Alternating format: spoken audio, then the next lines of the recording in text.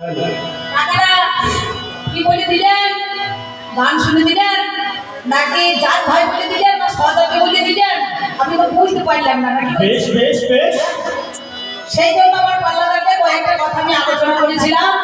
আমি বলেছিলাম বলো বিয়ে মশাই, আমাকে বলছে যত দোষ বিয়ে দেয় দোষের তো দোষী তুমি।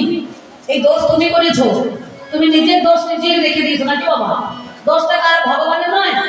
ভগবান ছাড়া দোষ নাই, আল্লাহ ছাড়া দোষ নাই। সব দোষের মালিক হয়েছে তুমি।